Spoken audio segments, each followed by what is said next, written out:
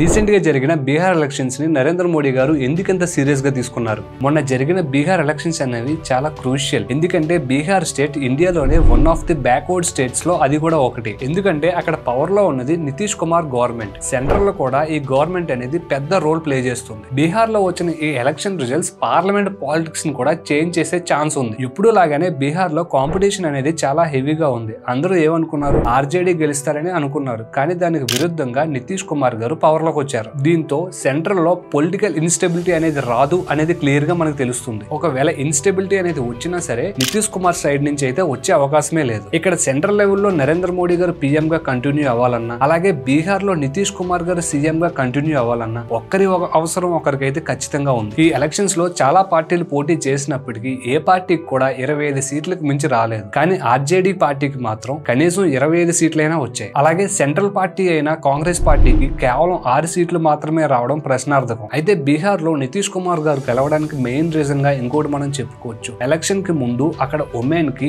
Bank account లో 10,000 అనేది direct గా డిపాజిట్ చేశారు. దీంతో కేవలం ఉమెన్ ఓట్స్ తోనే ఎలక్షన్ అనేది వన్ సైడ్ అయిపోయింది బీహార్ లో. అయితే ఈ బీహార్ లో ఎన్డీఏ విన్నింగ్ తర్వాత నరేంద్ర మోడీ గారు మాట్లాడుతూ ఇలా అన్నారు: బీహార్ లో ఉండే గంగా రివర్ బీహార్ నుంచి డైరెక్ట్ గా వెస్ట్ బెంగాల్ కి పారుతుంది. అంటే రాబోయే నెక్స్ట్ వెస్ట్ బెంగాల్ ఎలక్షన్స్ గురించి హింట్ ఇచ్చినట్టుగానే మనకు అర్థమవుతుంది. బీహార్ ఎలక్షన్స్ లో జేఎస్ పార్టీ నుంచి పోటీ చేసిన ప్రశాంత్ కిషోర్ గారికి ఒక్క సీటు కూడా రాలేదు. అయితే ఈ ఎలక్షన్స్ తర్వాత ఆయన రాజకీయాల్లో కంటిన్యూ అవుతారా లేకపోతే విరమించుకుంటారా అనేది మనం చూడాల్సి ఉంది. అయితే ఈ బీహార్ ఎలక్షన్స్ లో మనకు అర్థమైంది ఏంటి అంటే, ఒక రీజనల్ పార్టీ సెంట్రల్ లెవెల్లో ఎంత పెద్ద రోల్ ప్లే చేస్తుంది అనేది మనకి ఈజీగా అర్థమైంది.